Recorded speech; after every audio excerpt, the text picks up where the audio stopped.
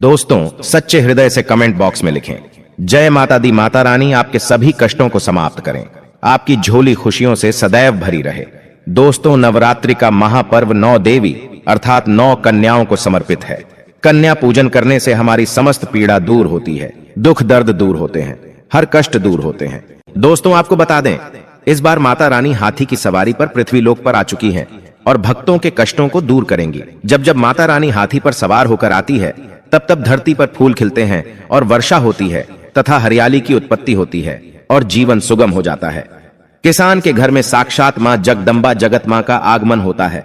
दोस्तों, इस बार के नवरात्रि बहुत ही शुभ और मंगलकारी माने जा रहे हैं। इस बार शारदीय नवरात्रि 15 अक्टूबर दिन रविवार को शुरू होकर और इसका समापन 23 अक्टूबर दिन सोमवार को होगा। ऐसे में 24 अक्टूबर दिन मंगलवार को ही दुर्गा विसर्जन होगा। जो लोग माता रानी की स्थापना करते हैं, मूर्ति स्थापना करते हैं, वह लोग 24 अक्टूबर दिन मंगलवार को विसर्जन करेंगे। दोस्तों, नवरात्रि की अष्टमी और नवमी तिथि पर कन्या पूजन का विधान है। इस बार महाअष्टमी तिथि 22 अक्टूबर 2023 यानी कि इस दिन रविवार है और नवमी तिथि 23 अक्टूबर 2023 दिन सोमवार को है। ऐसे में आप अष्टमी और नवमी को इन दोनों तिथियां में कन्या पूजन अवश्य ही करें। कन्याओं को भोजन अवश्य खिलाएं। शास्त्रों में 9 दिनों के नवरात्रि को बहुत ही शुभ और मंगलकारी माना जाता है और वहीं 8 दिनों के नवरात्रि को अच्छा नहीं माना जाता। ऐसे में 10 दिनों के नवरात्रि बहुत ही शुभ माने गए हैं। शास्त्रों के अनुसार नवरात्रि के दिनों में माता रानी का पूजन करने से, कन्या पूजन करने से मां अभय वरदान प्रदान करती हैं। कुंडली में जो कष्ट होते हैं उन्हें ठीक कर देती है। श्रीधर की तरह ही सच्चे हृदय वाले व्यक्ति के सभी कष्टों का निवारण मां शीघ्र ही करती है। मां की उपासना से विनम्रता का विकास होता है। सभी कष्ट, दरिद्रता, दुख, कष्ट नष्ट हो जाते हैं। नवरात्रि में माता रानी का व्रत और पूजन किया जाता है, लेकिन नवरात्रि के दौरान सबसे ज्यादा महत्व होता है कन्या पूजन का। दोस्तों, कन्या रानी जो होती हैं, फूल की पंखुड़ियों की तरह नाजुक होती हैं। कन्या पूजन सर्वोप्रिय है, श्रेष्ठ है।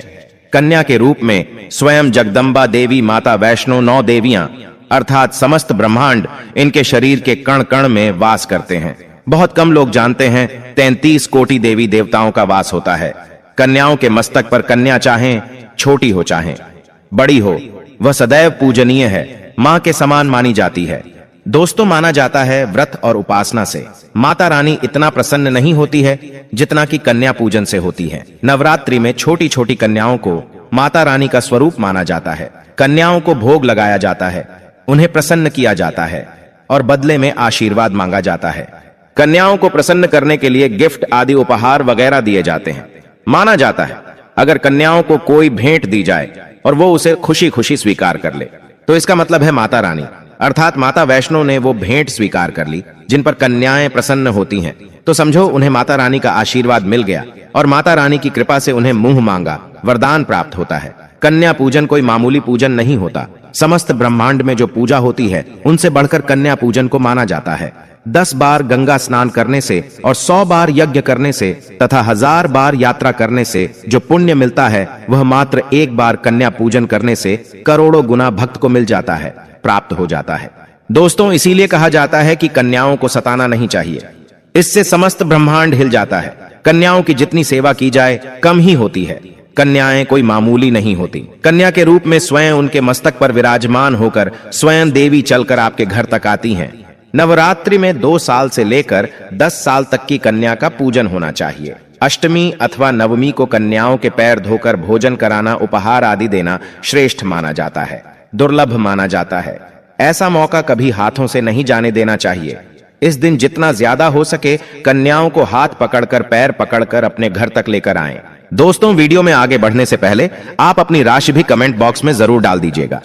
यदि हमारे पास कोई उपाय होगा तो वह आकर हम आपके कमेंट के रिप्लाई में बता देंगे। कोई भी राशि के अनुसार अगर उपाय करता है तो माता वैष्णो बड़ी प्रसन्न होती है और ऐश्वर्य धन प्रदान करती है, मालामाल बना देती हैं। इसीलिए राशि कमेंट में जरूर छोड़ें और हाँ, माता को एक लाइक जरूर करें। लाइक करने में कंजूसी ना करें। दोस्तों, कैसे करें? कन्याओं का स्वागत। कन्या जब आपके घर आए तब सभी के पैरों को दूध और पानी से उनके पैरों को धुलाना चाहिए। खासकर मर्दों को कन्याओं के पर आवश्यक धोने चाहिए, इससे मैया वैष्णो प्रसन्न होती हैं। दोस्तों, फिर उसके बाद कन्याओं को किसी साफ जगह पर जमीन पर कपड़ा बिछाकर बैठाना चाहिए। उनके माथे पर अक्षत, फूल और कुमकुम लगाना चाहिए। फिर उसके बाद भोजन ग्रहण करवाना चाहिए। लेकिन हमेशा याद रहे, कन्याओं की थाली में 3 पूरियां कभी ना रखें। इसे शुभ नहीं, घोर अशुभ माना जाता है। 3 पूरियां तथा 3 रोटियां मरने वाले व्यक्ति के लिए निकाली जाती हैं और जेल में कैदियों के लिए दी जाती हैं। ऐसे में कन्याओं को उनकी थाली में 3 पूरी कभी ना दें, लेकिन 1-2 करके पूरियां दे सकते हैं। इससे 3 संख्या बढ़ जाती है और दोष भी नहीं लगता। दोस्तों, कन्याओं को खाना खिलाने के बाद अंतिम में कन्याओं के सर पर लाल चुनरी उड़ाना चाहिए और भोजन में आपको खीर, पूरी, हलवा, चना तथा आलू की सब्जी, छोले वगैरह की सब्जी खिलानी चाहिए। पनीर आदि भी खिलाया जा सकता है। वैसे माता रानी का प्रिय भोजन खीर, हलवा, पूरी और छोले आदि ही हैं। लेकिन भूल से भी लहसुन और प्याज का इस्तेमाल कभी ना करें, अन्यथा अनर्थ हो जाएगा। अक्सर कई लोग कन्याओं को कुरकुरे का पैकेट, चिप्स वगैरह का पैकेट खिलाते हैं, जो कि घोर अनर्थ माना जाता है, क्योंकि इसमें लहसुन, प्याज का इस्तेमाल होता है, जिसके कारण आपका व्रत खंडित हो सकता है। मां दुर्गा क्रोधित हो सकती हैं। जहां आपने 9 दिनों तक लहसुन प्याज का परहेज किया, लेकिन आपकी एक गलती पूरे व्रत को खंडित कर सकती है। इतना भी नादान नहीं बनना चाहिए कि माता रानी रूष्ट हो जाए और कन्याओं को भी अशुद्ध होना पड़े। कन्याओं को डब्बा बंद कोई भी ऐसी चीज ना खिलाएं जिसमें लहसुन प्याज होता है। कई चीज तो ऐसी होती है मार्केट में जिसके अंदर लहसुन प्याज का इस्तेमाल होता है। ऐसा आप कभी मत करना। दोस्तों, कई लोग कन्या पूजन में खाना घर पर नहीं बनाते और मार्केट से रेडीमेड लाकर ही खिलाते हैं तथा दही जलेबी खिलाते हैं, जो कि शुभ नहीं माना जाता। दोस्तों, ऐसा खाना वो लोग खिलाते हैं जिनके घर में मान लीजिए कोई दुर्घटना आदि हो गई है या घर में कोई बीमार है या कोई मुसीबत है, तब वो ऐसा करते हैं। लेकिन अगर आप स्वस्थ हैं, आपको कोई पीड़ा नहीं है, तो ऐसा भूलकर भी नहीं करना चाहिए। माता रानी दही जलेबी नहीं, आपके हाथों का बना भोजन खाना चाहती है, आपका प्यार चाहती है। फिर चाहे आप घर में एक ही पूरी क्यों ना बनाएं माता के लिए, पर आप स्वयं ही अपने हाथों से माता रानी को भोजन खिलाएं। देखिए, भले ही आप दही जलेबी खिला सकते हैं, परंतु माता को घर का बना हुआ शुद्ध भोजन ही अति प्रिय है। खासकर नवरात्रों के दौरान घर में पक्का खाना अवश्य बनाना चाहिए। माता रानी बहुत प्रसन्न होती है। घर का बना पक्का खाना ही कन्याओं को खिलाना चाहिए। हमेशा याद रखें, कन्याओं को प्लास्टिक के बने दोने में खाना नहीं खिलाना चाहिए। ऐसे बर्तन पूजा पाठ के लिए शुभ नहीं अशुभ होते हैं, क्योंकि प्लास्टिक के ज्यादातर बर्तन जो होते हैं जानवरों की हड्डियों द्वारा बनाए जाते हैं, इसीलिए ऐसा पाप मत करना। कन्याओं को हमेशा स्टील के बर्तन या पत्तों से बने बर्तनों में ही भोजन कराना चाहिए, बहुत ही शुभ माना गया है। अगर पेड़ के पत्ते में भोजन कराते हैं तो माता अभय वरदान प्रदान करती है। दोस्तों, एक और बात हम आपको बताने वाले हैं कि यदि नवरात्रों के समाप्त होने के बाद यदि बीच में कन्या पूजन में शुक्रवार का दिन पड़ जाए तो कन्याओं को कोई भी खट्टी चीज नहीं खिलाना चाहिए, क्योंकि शुक्रवार का दिन माता संतोषी को समर्पित होता है और माता संतोषी नवरात्रों के दिनों में सक्रिय अवस्था में होती है, यानी वो भी 9 देवियों के साथ में आपके घर में आती हैं। इसीलिए कन्याओं को भूलकर भी शुक्रवार का दिन अगर पड़ जाए तो खट्टी चीज घर में नहीं बनाना चाहिए और कन्याओं को भी खट्टी चीज नहीं खिलाना चाहिए। घोर पाप लगेगा, आपका किया कराया सब बर्बाद हो सकता है। खट्टी चीजों से माता संतोषी रूष्ट हो सकती हैं, चिढ़ सकती हैं, आपको श्राप दे सकती हैं, इसीलिए नादान ना बने। दोस्तों, भोजन कराने के बाद कन्याओं की थाली में एक लौंग जरूर रखना चाहिए, क्योंकि लौंग देवी शक्ति तथा दुर्गा मां को बहुत प्रिय है। लौंग माता शक्ति का प्रतीक होती है। लौंग में नव दुर्गा का वास होता है। इन 9 दिनों में माता रानी को लौंग का भोग ही लगाया जाता है, तो खाना खाने के बाद कन्याओं को लौंग अवश्य अर्पित करें। माता रानी को अमृत से बढ़कर लौंग प्रिय है, इसीलिए कन्याओं को थाली में चुपचाप एक लौंग जरूर रख दें, आपका भाग्य चमक जाएगा। माता लक्ष्मी आपके जीवन में धन की कोई भी कमी नहीं होने देंगी। दोस्तों, आपको बता दें, कन्याओं को उपहार में क्या दें। कन्याओं को खुश करने के लिए उनकी थाली में दक्षिणा डालें, ताकि आपके घर में संपन्नता बनी रहे तथा धन की कोई भी कमी ना हो। कन्या जब आपके घर से खुशी खुशी धन लेकर जाती है तो वह भी आपको खुशी खुशी कई गुना आपको धन प्रदान करती है। इस समय कंजूसी मत करना, खुशी खुशी कन्याओं को धन अवश्य देना। कन्याओं को कोई सुंदर गिफ्ट दे सकते हैं। शास्त्रों में बताया जाता है कि कन्या जितना खुश होती है, माता रानी उतना ही जल्द फल की प्राप्ति प्रदान करती है। ऐसे में आप कन्याओं को चॉकलेट बॉक्स दे सकते हैं तथा खूबसूरत कपड़े दे सकते हैं। याद रहे, काले कपड़े ना दें और स्टील के बर्तन भी गिफ्ट के तौर पर दे सकते हैं। याद रहे कि कन्याओं को लोहे का कोई भी सामान नहीं देना चाहिए, नहीं तो राहु केतु का प्रभाव आपके जीवन में प्रवेश कर जाएगा। राहु काल तथा राहु दोष आपको लग जाएगा, आप बर्बाद भी हो सकते हैं। दोस्तों, जब कन्या अपने घर के लिए प्रस्थान करें तो उनके चरण जरूर छू लें और अपने मन में अपनी प्रार्थना को पूरा करें। सच्चे दिल से मांगी हुई मुराद माता रानी अवश्य ही पूरी करती है। सच्चे दिल का मतलब होता है मन में कोई भी लालच ना हो, और अगर वो लालच माता को पाने के लिए बन जाए तो उसे बोलते हैं सच्ची श्रद्धा और सच्ची भक्ति। ऐसी भक्ति के आगे स्वयं 33 कोटि देवी देवता आपको नमस्कार करते हैं। दोस्तों, नवरात्रों के दिनों में अगर मिल जाए आपको ये संकेत तो समझो, माँ दुर्गा आपके घर में आ चुकी हैं। ये संकेत बताते हैं माँ दुर्गा का आशीर्वाद आपको प्राप्त होने वाला है। तो आइए शुरू करते हैं। दोस्तों, पहला संकेत, जब आप कलश स्थापना करते हैं तो जौ से निकली हरियाली बहुत ही शुभ मानी गई है। कहा जाता है कि जौ से निकली हरियाली हमारे भविष्य में होने वाले अच्छे और बुरे होने का संकेत देती है। ये सभी बातें हमारे आने वाले साल का भविष्य बताती हैं। यदि आपने जौ बोए हैं और वो किसी कारणवश नहीं हो पाए हैं तो ये संकेत बड़ा ही मनहूस माना गया है। कहा जाता है कि नवरात्रों में जौ अगर सूख जाते हैं या बढ़ते नहीं हैं तो आपको समझ लेना चाहिए कि ये साल आपका खराब होने वाला है तथा घर में कोई बीमारी आने वाली है, या दिन दुगनी रात चौगुनी आपकी कम होने वाली है या घटने वाली है। दोस्तों, ये धन हानि का संकेत माना गया है, क्योंकि आपने कोई ना कोई गलती ऐसी कर दी होगी जिसके कारण माता रानी नाराज हो गई हैं। इसीलिए माता से आप क्षमा अवश्य मांग ले। माँ अपने भक्तों को अवश्य माफ करती है। एक माँ ही होती है जो अपने बेटे को, अपने लाल को हर गलती पर माफ करती है। लेकिन ऐसा बेटा किस काम का जो माँ से माफी ना मांगे। इसीलिए माता रानी से अपनी गलती की माफी अवश्य मांग लें। मैया वैष्णो अपने भक्तों को कभी निराश ही नहीं करती, बल्कि उन्हें धन धान्य से और खुशियों से परिपूर्ण बना देती है। और दोस्तों, यदि जौ हरे भरे हो जाते हैं तो यह शुभ संकेत होता है। इससे आने वाले समय में आपको बहुत ज्यादा ही धन लाभ होगा। माना जाता है कि 1 रुपए का सिक्का या चांदी का कोई भी सिक्का जौ के बीचों बीच में अगर मिट्टी में दबा दिया जाए तो घर में सुख समृद्धि आती है। माता लक्ष्मी दौड़ी दौड़ी चली आती है। जौ के अंदर हमेशा 1 रुपए का सिक्का अवश्य डालना चाहिए। जौ को खाली नहीं रखना चाहिए, उसमें धन वगैरह अवश्य डालना चाहिए। इससे माता का आशीर्वाद सदैव परिवार पर बना रहता है और जीवन में कोई भी संकट नहीं आता। खाली जौ मतलब धन भी खाली, खुशियां भी खाली ही मिलेंगी। दोस्तों, नंबर 2, यदि आपकी नींद नवरात्रों के दौरान सुबह 4 बजे के आसपास खुलती है तो इसे बड़ा ही शुभ संकेत माना जाता है, क्योंकि ये समय ब्रह्म मुहूर्त कहलाता है।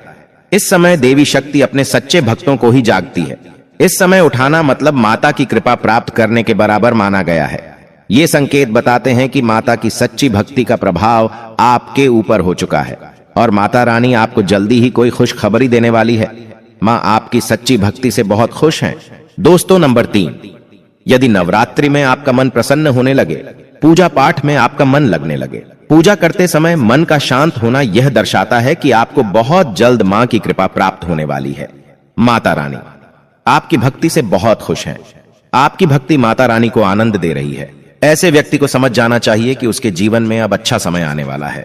दोस्तों, नंबर 4, नवरात्रों के दौरान अगर मां के गले से फूल गिर जाए तथा जौ के हरे भरे पत्ते अगर बिन हवा के हिल जाएं तो इसे अति उत्तम माना गया है।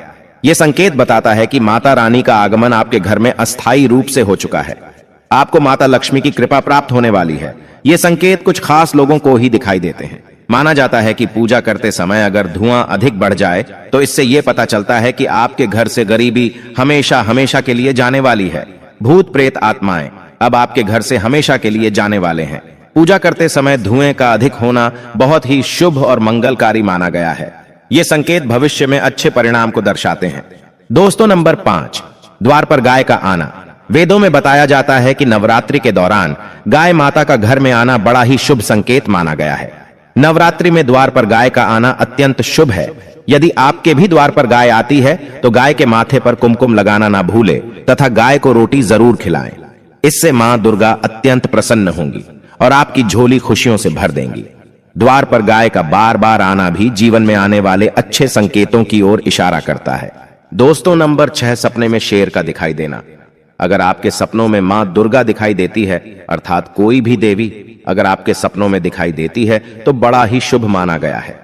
नवरात्रों के पावन अवसर पर माता के दर्शन किसी खास भक्तों को ही होते हैं। ये सपने कभी किसी को शेयर मत करना। यदि माता की सवारी तथा शेर रात्रि में सपने में बार बार दिखाई देता है तो मां दुर्गा आपसे प्रसन्न है। ये संकेत बताते हैं कि जल्द ही आपकी कोई मनोकामना अवश्य पूर्ण होगी और आपके शत्रुओं का नाश हो जाएगा। शत्रु आपके नाम से ही थर-थर कांपने लगेगा। मां दुर्गा का वाहन शेर है, इसीलिए नवरात्रि में शेर का दिखाई देना अत्यंत शुभ संकेत होता है। दोस्तों, नंबर 7, यदि कोई छोटी कन्या आपको सुबह सुबह लाल वस्त्र धारण किए हुए दिखाई देती है तो आपने साक्षात मां दुर्गा के दर्शन किए हैं। यदि नवरात्रों में सबसे पहले आपके घर में कन्याओं का आगमन हो जाए तो समझो आपको दुनिया की कोई भी शक्ति, ब्रह्मांड की कोई भी शक्ति आपको करोड़पति होने से नहीं रोक सकती। आपके जीवन में, आपके घर में माता लक्ष्मी का आगमन होने वाला है।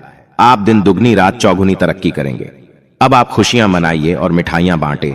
ऐसे में कन्याओं को भरपूर तरीके से खुश रखें और उनका आगमन दूध से चरण धुलाकर करें, कोई भी कंजूसी ना करें।